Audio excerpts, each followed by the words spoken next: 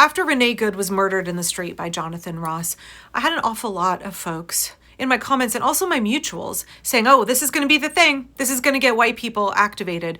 This is going to be the thing that turns white people against the regime because a white woman, a protected white woman, got gunned down in the street. And immediately I was like, no, nope, you are not properly assessing the way that white women are treated under the patriarchy, capitalism, and white supremacy.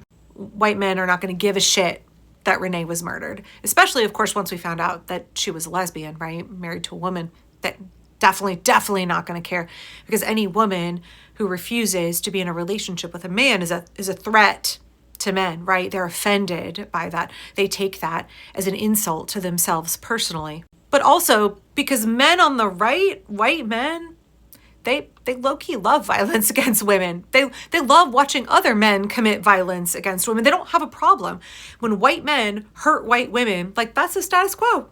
No, nobody's going to be upset by that. That's business as usual. So no, watching a white man murder a white woman in the street in broad daylight was never going to activate people. And I got pushback for saying that. Folks were like, but white women are precious. They're protected. They're valued under the system of white supremacy and patriarchy. And I'm like, no, they're not, y'all. They're not. And that's what I'm trying to get other white women to realize. We're not protected. We're not safe under this system. We are oppressed under this system. We're just a little bit less oppressed than everybody who's not white. And the reason for that is because white men use us. They count on our labor, our complicity, in order to keep their system going. This system that we are living under, capitalism, white supremacy, and the patriarchy working together as this trifecta of fuckery, that could not exist without the physical and emotional labor and support of white women. And men fucking know it. They fucking know it. That's why they trick us into thinking, like, you need our protection. You're not safe anywhere. You're definitely not safe from, like, men of color. But, like, don't ally with them, right? Like, black and brown people, those could be your allies, but instead you should be afraid of them. We're teaching you to be afraid of them, and we're making you believe that only white men can protect you. And that if you're anywhere out from under our protection, you're not safe. I mean, look at patriarchal conservative America. Look at, like, the Duggars and evangelical America. They have their umbrellas of protection. Literally, if you are out from under the care and protection of a man, you're open to demonic forces, and, like, low key, you might get raped, you might get assaulted, you might be possessed by a demon, right? This is what white women are raised to believe, that we're never safe anywhere, but we're like, maybe we can carve out a little bit of safety and protection for ourselves in a system of white supremacy and the patriarchy. Maybe we can carve out a little bit of protection by throwing all of the folks who are not white under the bus. So never was going to be a situation where white men in particular, and also a lot of white women, were going to be outraged over Renee Good's murder. Was not going to be a turning point for anybody. Again, doubly so because she was married to a woman. But I hate to say it, today feels different.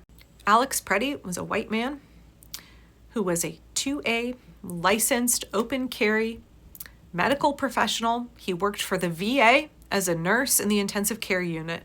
This dude is checking all the boxes for white men to look at him and be like, oh shit, that could have been me. They don't have empathy for a woman. They don't have empathy for Somali Americans. They don't have empathy for immigrants in this country. They don't have empathy for little 5-year-old children, Liam being hauled away.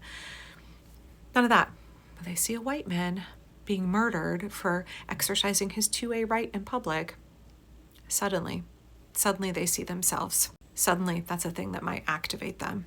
And it fucking sucks. But, like, ladies, the takeaway from this is that white men don't give a shit about us. We're never safe under the patriarchy. We're never safe under this system. We will never be safe in Donald Trump's America. Don't listen to men who tell you that they're going to protect you. Don't listen, first of all, to men who tell you that, like, non-white men are the threat and that they will keep you safe from them. No, they're using you as an excuse to aggress against non-white men. They're using the false premise of we got to protect our women to beat on and lynch men who are not white. That's the reality. And as long as we sit here and operate in this system, we are not only subject to abuse, but we are facilitating and enabling the abuse and oppression and murder of other people who are not white.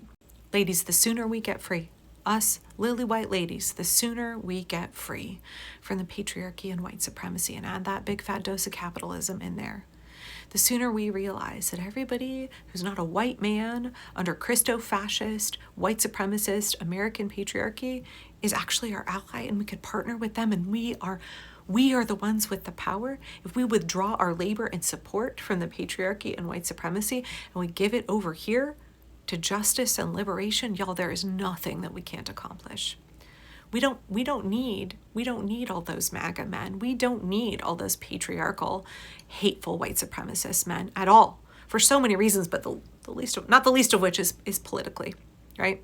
When it comes to organizing and building a better America, damn y'all, white men don't want us, white women, to break off from them and to realize that we have a shared oppressor with literally everybody else. Because without us, they can't keep going. Without us, they can't keep oppressing all these other folks. So how is it that we get free, deconstruct, and then partner with these people to help bring the whole fucking system down and build a system based on liberation and justice and freedom for all?